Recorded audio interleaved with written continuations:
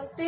आज के वीडियो में हम वर्णिक छंद के विषय पर चर्चा करेंगे, लेकिन उससे पहले हम मात्रिक छंदों को जिसका हमने अध्ययन किया उसका एक सार स्वरूप हम सारणी के माध्यम से समझते हैं।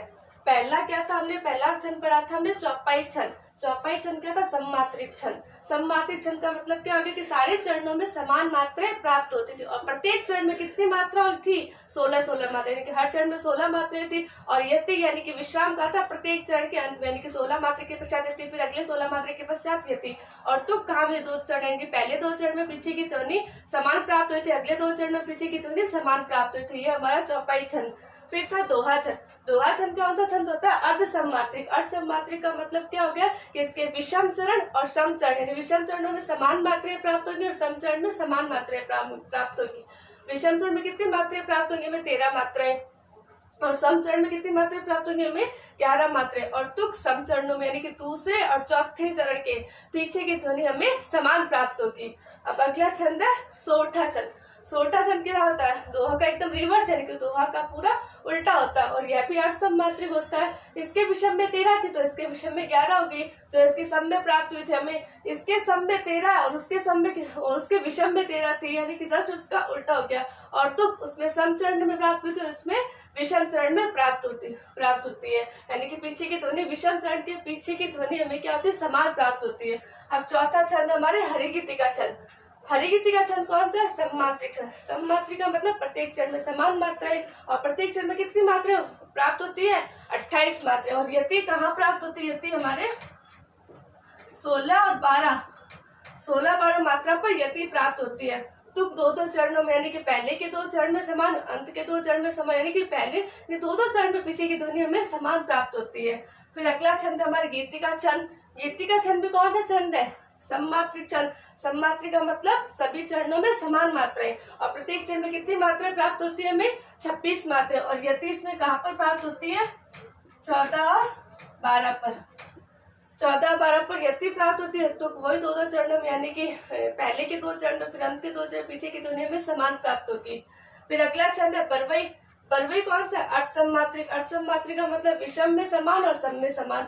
विषम चरण कौन सा हो गया, पहला और तीसरा। पहले और तीसरे में कितनी मात्राएं प्राप्त होंगी, हमें 12 मात्राएं। और सम चरण हो गया दूसरा और चौथा। दूसरे चौथे चरण में कितनी मात्राएं प्राप्त होगी, हमें 9 मात्राएं। और तुक वही सम चरणों में प्राप्त होती है। अब रोला छंद। रोला छंद क्या है, सममात्रिक छंद। सममात्रिक का मतलब प्रत्येक चरण में समान मात्राएं प्राप्त होगी और समान मात्राएं तो प्रत्येक चरण में कितनी मात्राएं, 24 मात्राएं। और यति कहाँ पर प्राप्त होती है, हमें 11 और 13 पर।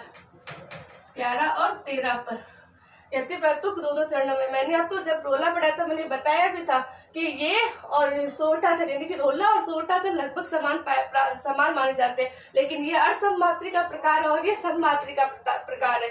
बस हमें इसमें जो भेद होता है वो क्या पता चलता है कि इसमें तुक मिलती विषम चरण में, यानी कि बीच में जब 11 मात्रा खत्म होगी वहां पर तुक मिलेगी और यहाँ पर सम चरण में 2 चरणों में प्राप्त होती है, कि इसका चरण तो पूरा एक ही माना जाता है, लेकिन इसके अंत में हमें तुक प्राप्त होती है। ये हमें अंतर वहां पर पता चलता है। फिर अगला छंद है हमारे उल्लाला। उल्लाला छंद क्या हो गया, अर्ध सममात्रिक। अर्ध सममात्रिक का मतलब क्या हो गया कि विषम में समान और सम में समान। विषम चरण में कितनी मात्राएं होंगी, 15 मात्राएं। सम चरण में कितनी मात्राएं होंगी, 13 मात्राएं। और तुक वही सम चरणों में, यानी कि अर्ध सममात्रिक में तुक हमेशा कहाँ प्राप्त हो रही है, सम चरणों में। लेकिन एक अर्ध सममात्रिक कौन सा, सोरठा छंद है, वहां हमें कहाँ में तुक प्राप्त हो रही है, विषम चरण में। और बाकी जब सममात्रिक छंद हमने पढ़े थे, सममात्रिक के सभी, यानी पहला सममात्रिक में तुक 2 चरणों में, फिर सममात्रिक में 2 चरणों में, फिर सममात्रिक में 2 चरणों में, फिर ये सममात्रिक में 2 चरणों में, यानी कि सममात्रिक में 2 चरण तुक मिल रही है और अर्ध सममात्रिक में विषम चरण, बस एक सोरठा को छोड़कर बाकी सब में सम चरणों में तुक प्राप्त हो रही है। अब अगला छंद हमारा कुंडलिया छंद। कुंडलिया छंद मतलब कि विषम मात्रिक छंद है। विषम मात्रिक का मतलब कि इसमें सभी चरणों में अलग अलग मात्राएं प्राप्त होती है। और विषम मात्रिक में किसके योग से बना है, दोहा प्लस रोला के योग से बना है, यानी कि पहले जो 2 चरण होंगे उसमें किसके लक्षण प्राप्त होंगे, दोहा के लक्षण, यानी कि दोहा अर्ध सममात्रिक है, उसके विषम में 13 मात्रा है, सम में 11 मात्रा है। और तुक वही सम चरणों में और पीछे के 4 चरण में रोला छंद के चरण। रोला छंद क्या है? सममात्रिक छंद हमारे सममात्रिक में 24 मात्राएं प्राप्त होती है और तुक 2-2 चरणों में। और इसमें ये मैंने बताया था कि दोहा का जो अंतिम चरण है वो रोला का प्रथम चरण में आ जाता है। और जिस शब्द से इसके चरण की शुरुआत होती है, जिस शब्द से जिसकी शुरुआत उसका अंत भी वहीं पर उसी शब्द से हमें प्राप्त होता है। लास्ट हमारे छंद था छपै छंद। छपै छंद का वो भी विषम मात्रिक छंद है। विषम मात्रिक छंद का मतलब प्रत्येक चरण में असमानता प्राप्त होती है और ये किसके योग से बना है? रोला प्लस उल्लाला के योग से। रोला प्लस उल्लाला यानी कि पहले के जो 4 चरण प्राप्त होंगे वो किसके प्राप्त होंगे? हमें रोला छंद के। पहले के 4 चरण रोला छंद के और अंत के 2 चरण किसके प्राप्त होंगे? में उल्लाला छंद के प्राप्त होंगे। इसी के साथ ही हमारे पूरा का पूरा सार ये पे खत्म हो रहा है। आप इसका चाहे तो एक बार स्क्रीनशॉट ले लीजिए। स्क्रीनशॉट लेने पर आपको इसके बारे में एक सामान्य सी जानकारी इससे प्राप्त हो जाएगी। उसके बाद में आप उसके उदाहरणों का अध्ययन कर सकते हैं। अब हम वर्णिक छंद पर चर्चा करते हैं। वर्णिक छंद क्या होता है? जिस छंद की पहचान के लिए हमें वर्णों और गणों का आधार बनाया जाता है। हमने पहले भी परिभाषा इसके पढ़ चुके हैं। यानी कि जिस छंद में वर्णों और गणों के आधार पर हम छंद का निर्धारण करते हैं वो छंद कौन से कहलाते हैं? वर्णिक छंद। वर्णिक छंद में पहला हमारा छंद है द्रुत विलंबित। क्या नाम है उसका? द्रुत विलंबित छंद। द्रुत विलंबित छंद क्या है? ये वर्णिक समछंद है। यानी कि वर्णिक में भी कौन सा छंद माना जा रहा है? समछंद माना जा रहा है। इसके प्रत्येक चरण में 12 वर्ण होते हैं। प्रत्येक चरण में 12 वर्ण जो क्रम से नगण, भगण, भगण और रगण यानी कि नभ भर के रूप में प्राप्त होते हैं। नगण यानी कि ये नगण के 3 वर्ण हो गए, भगण के 3 हो गए, भगण के फिर 3 हो गए और रगण के 3 3 3 6 3 9 3 12 यानी कि टोटल कितने वर्ण हो गए? 12 वर्ण के रूप में प्राप्त होते हैं। इसमें यति प्रत्येक चरण के अंत में होती है। यानी प्रत्येक चरण के अंत में क्या होती है? यति प्राप्त होती है हमारे। अब हम देखते हैं इसका उदाहरण। दिवस का अवसान समीप था, गगन था कुछ लोहित हो चला, तरु शिखा पर थी अब राजती, कमलीली कुल वल्लभ की प्रभा। अब पहले हम इसके वर्णों की गणना करते हैं। पहला क्या हो गया? 1 2 3 4 5 6 7 8 9 10 11 12 कितने वर्ण हो गए? पहले चरण में 12 वर्ण प्राप्त हो गए हमें। फिर अगला चरण देखते हैं। 1 2 3 4 5 6 7 8 9 10 11 12 कितने वर्ण हो गए? इसमें भी 12 वर्ण प्राप्त हो गए। फिर तीसरा चरण 1 2 3 4 5 6 7 8 9 10 11 12 यहाँ पर भी कितने हो गए? हमारे 12 वर्ण प्राप्त हो गए। चौथा चरण क्या हो गया? ये रहा 1 2 3 4 5 6 7 8 9 10 11 12 अब इसके लक्षण में आगे क्या देवा है कि हमें क्रमशः नगण, भगण, भगण और रगण के रूप में प्राप्त होते हैं। जब भी हम गणों का निर्धारण करेंगे तो गण कितने वर्ण के माने जाते? 3 वर्ण के। यानी कि अब हमें 3-3 वर्ण के जोड़े बनाने होंगे।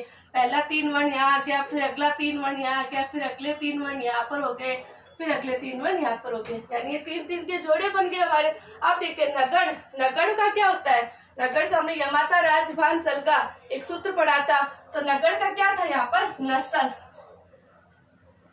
नस्ल में क्या था? लघु लघु लघु यानी कि तीनों लघु प्राप्त हुए थे। तो पहले में वही हमारी मात्रा क्या होगी? लघु लघु लघु यानी कि पहला गण। यानी कि पहला गण क्या हो गया? हमारे नगण। यानी कि नगण प्राप्त हो गया हमें यहाँ पर। अब अगला क्या बोल रहा है? भगण। भगण का क्या था सूत्र में? भा न से भानस क्या हो गया? गुरु लघु लघु। तो देखते हैं वो का गुरु फिर लघु फिर लघु हो गया हमें। अगला क्या था? अगला जोड़े में क्या रहा था हमारे? भगण। फिर से भगण का वही भानस यानी वही गुरु लघु लघु हो गया यहाँ पर। लास्ट में क्या था हमारे? रगण। रगण का क्या था? रा जय भा। रगण का क्या था? राजभा। राजभा यानी कि गुरु लघु गुरु। अब देखते हैं ये मैं दीर्घ स्वर गुरु लघु गुरु यानी कि क्रम से है नगण, भगण, भगण और रगण की प्राप्ति होगी। तो वहां पर कौन सा वर्ण कौन सा छंद माना जाए? द्रुत। अब अपन अगले चरण में देखते हैं। 3-3 के जोड़े बना लेते हैं हम। हो गए 3-3 वही नगण पहला नस्ल यानी कि तीनों लघु प्राप्त हो गए। फिर गुरु लघु लघु यानी कि दूसरा क्या था हमारे? भगण। तीसरा गुरु लघु लघु। फिर चौथा रगण का मतलब क्या हो गया? गुरु लघु गुरु लघु गुरु गुरु लघु गुरु ये प्राप्त हो गया। अब तीसरा चरण देखते हैं। तीसरा चरण में फिर वही 3-3 के जोड़े अब वही लघु लघु लघु, यानी कि ये क्या हो गया, र छोटा है, रू छोटा है तो लघु हो गया, यानी पहला नगण। फिर गुरु लघु लघु, फिर गुरु लघु लघु यानी भगण और भगण क्रम से प्राप्त हो गए। फिर रगण, रगण का गुरु लघु गुरु। अब आगे 3 3 का जोड़ा, फिर 3 3 और 3, यानी कि आधा वर्ण भी 3 में इंक्लूड होगा, ये ध्यान रखना। पहला हो गया लघु लघु लघु, नगण की प्राप्ति हो गई। फिर गुरु लघु लघु, फिर ये वह के आगे आधा है तो आधा क्या हो गया, पहले वाले लघु को गुरु बना दिया इसने, गुरु लघु लघु, यानी कि ये भगण और ये भी भगण। अब लास्ट में गुरु लघु और गुरु लघु गुरु, ये क्या कर रगड़, यानी कि जिस एग्जाम्पल में, जिस उदाहरण में हमें ऐसे लक्षण प्राप्त है कि 12 वर्णों के पश्चात क्रम से नगण भगण भगण और रगण के रूप में प्राप्ति होती है, तो वहाँ कौन सा छंद में माना जाता है, द्रुत विलंबित छंद माना जाता है। अगला छंद है वंशस्थ छंद। यह भी वर्णिक समछंद है। जिस प्रकार द्रुत विलंबित समछंद है, यानी कि सभी चरणों में समान वर्ण प्राप्त होते थे, उसी प्रकार इसे भी सभी चरणों में समान वर्ण प्राप्त होंगे।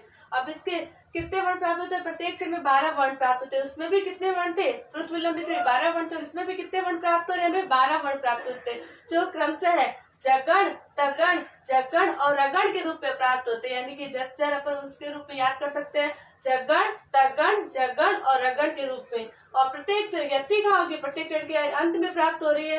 अब हम इसका उदाहरण देखते हैं। उदाहरण क्या है, दीनाथ था वे दीननाथ डूबते, सधेनु आते ग्रह ग्वाल बाल थे, दिगंत में गोरज थी समुत्थिता, विषाण नाना बसते सवेणु थे। अब हम पहले इसके 3-3 के यानी गणों के अनुसार हम 3-3 के जोड़े बना लेंगे।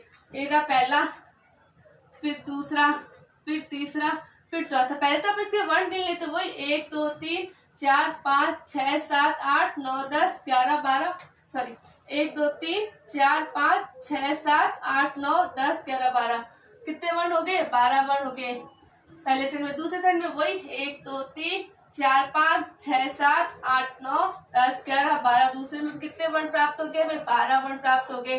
फिर चौथा तीसरा चरण 1 2 3 4 5 6 7 8 9 10 11 12 तीसरे में भी कितने वर्ण प्राप्त हो गए, हमें 12 वर्ण प्राप्त हो गए। फिर चौथा चरण 1 2 3 4 5 6 7 8 9 10 11 12 कितने वर्ण प्राप्त हो गए, 12 वर्ण। प्रत्येक चरण में कितने वर्ण प्राप्त हो रहे हैं, यहाँ पर 12 वर्ण। हमने पहले के जोड़े बना लिए, देखते हैं उसमें। जगण, जगण का क्या हो गया, जभान। जगण का सूत्र के अनुसार क्या होगा, रूप जभान। इसका मतलब क्या हो गया, लघु गुरु लघु। देखते हैं पहला, दी में लघु स्वर तो लघु मात्रा, सॉरी लघु मात्रा। फिर नए गुरु, आगे का नए का कोई मतलब नहीं क्योंकि पहले से ये गुरु ही है पहले वाला। फिर वही लघु, जबान का वही लघु गुरु लघु आ गया। फिर अगला हमारा तगड़, तगड़ का क्या था, ता रा च। सूत्र के अनुसार क्या था, तारास। तारास का मतलब गुरु गुरु लघु।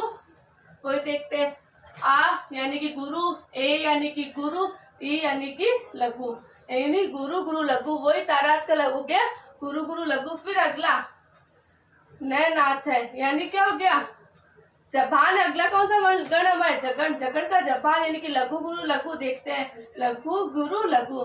फिर लास्ट में रगड़, रगड़ का क्या था, राजबा। राजबा का क्या हो गया, गुरु लघु गुरु। वो देखते हैं, गुरु लघु गुरु हो गया। यानी कि पहले में क्या प्राप्त हो गया, हमें वही जगण तगण जगण और रगण की प्राप्ति हो गई हमें। यानी कि यहाँ पर कौन सा छंद माना जाएगा, जहाँ पर ऐसे लक्षण हमें प्राप्त हो तो वहां पर वंशस्थ छंद। अब अगले चरण में देखते हैं, वही 3-3 के 2 फिर 3 और 4 के जोड़े बन गए। अब देखते हैं पहले में क्या हो गया, लघु गुरु लघु। लघु गुरु लघु किस में आ गए, जगण में। फिर आ गुरु, ए गुरु, री की मात्रा तो लघु, यानी वो क्या हो गया, ताराज।